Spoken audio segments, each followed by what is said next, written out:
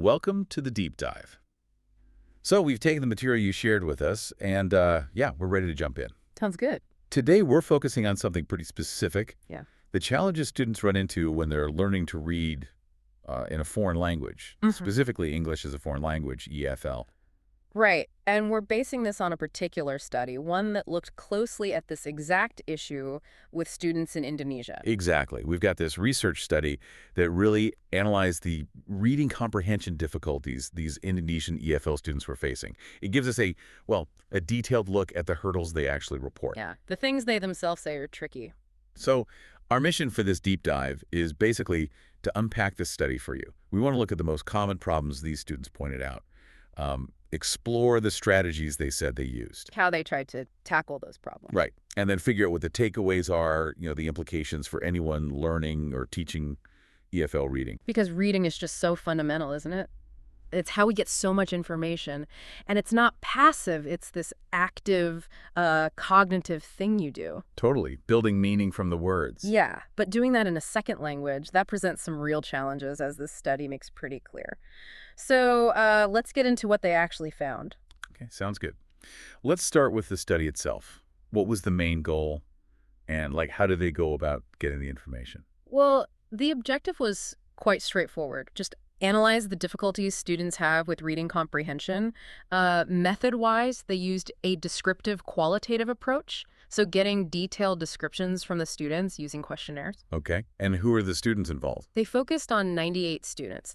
These were folks in a basic reading class, part of the English education program at the University of Indraprastha, PGRI. So university students learning English. Got it. Mm-hmm.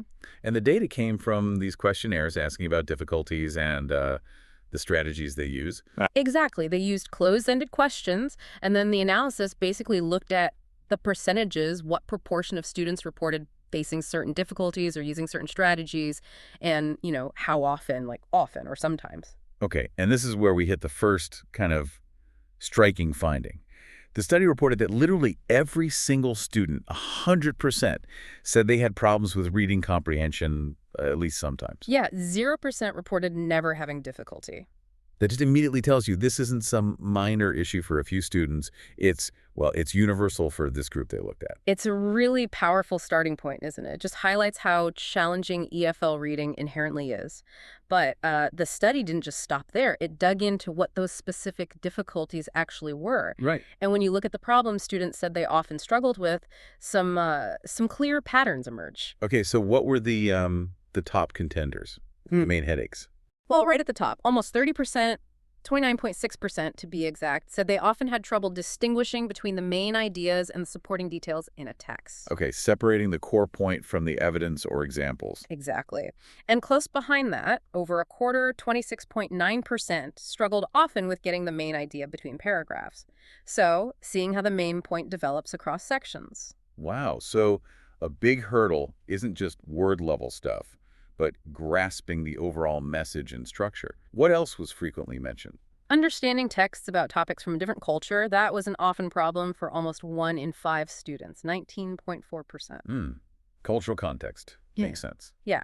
And inferring meaning from the text, figuring out stuff that isn't stated directly, that was difficult often for 18.4%.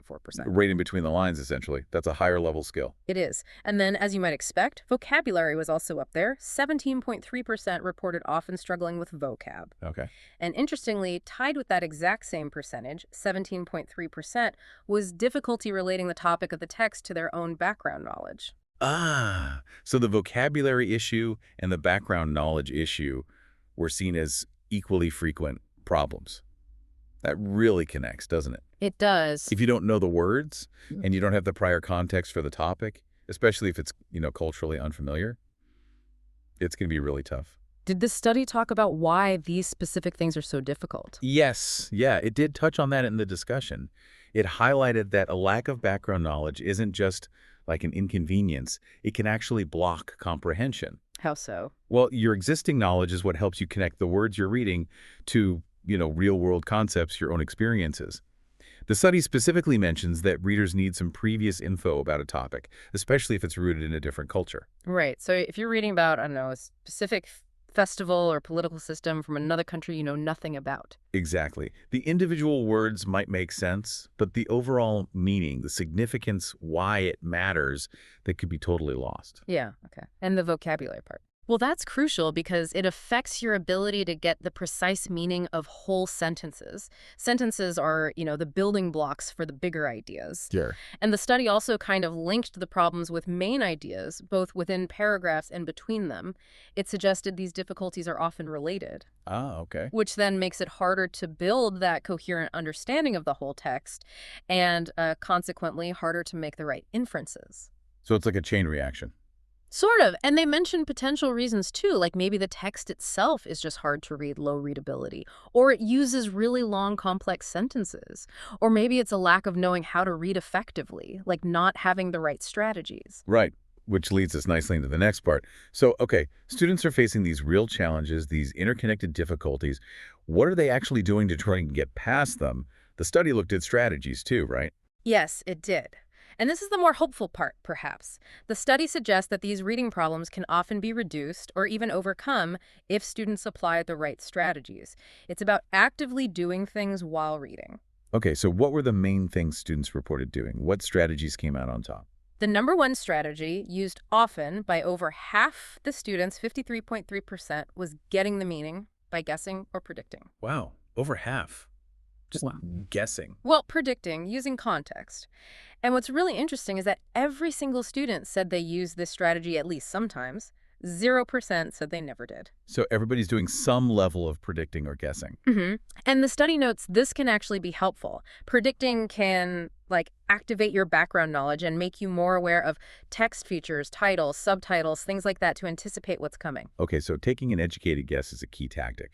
What else was common? Using a dictionary and using context clues. That was another big one. 43.9% reported using this combination often. So looking up words, but also trying to figure them out from the surrounding sentence. Precisely. It's combining that need for a precise definition, maybe from a dictionary, with the skill of using the words around the unknown word to figure out its meaning in that specific situation. That sounds very practical, very hands-on. Was there a third major one? Yes, also at 43.9% often was using skimming and scanning techniques. Ah, the speed reading technique. Kind of.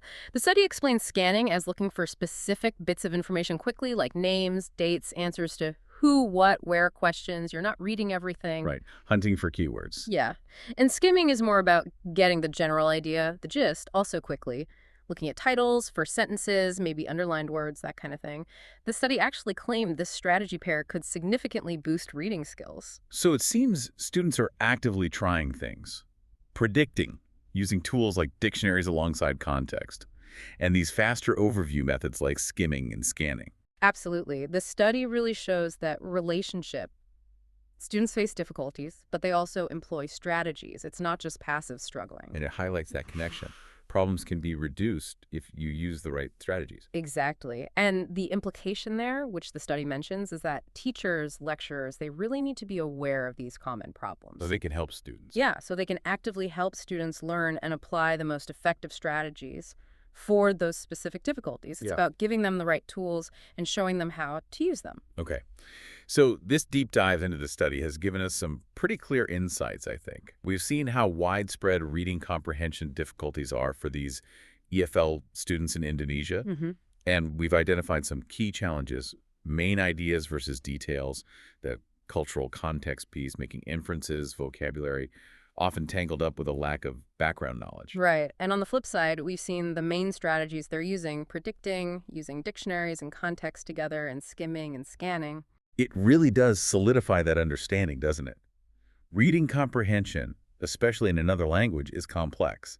It needs deliberate effort and the right techniques. Definitely. And just recognizing these specific hurdles, like the ones this study points out, feels like the essential first step if you want to design better ways to teach and support learners. Agreed. Which, leaves us with a really interesting thought to chew on, building on what the study found. This research focused on specific difficulties and strategies reported by the students. Yeah, based on their questionnaire responses. Right. But reading comprehension is it's influenced by so many other things, isn't it? Like individual learning styles, how motivated someone is, even the kind of text you're reading. Oh, for sure. Motivation is huge. Yeah. And whether you're reading a science article versus, say, a novel. Exactly. Yeah. So given all that complexity, it makes you wonder, what other factors, maybe things this particular study didn't measure or focus on, might be just as critical for helping students really master reading in a foreign language? Things beyond just decoding words or finding the main idea. Yeah. Like, what about confidence or reading habits? Yeah. Or does mastering dense academic writing need totally different skills or maybe just different motivation than, say, enjoying reading a blog post in English? There's definitely more layers to explore in how we really learn to read effectively. That's a great point. Lots more to potentially dive into there.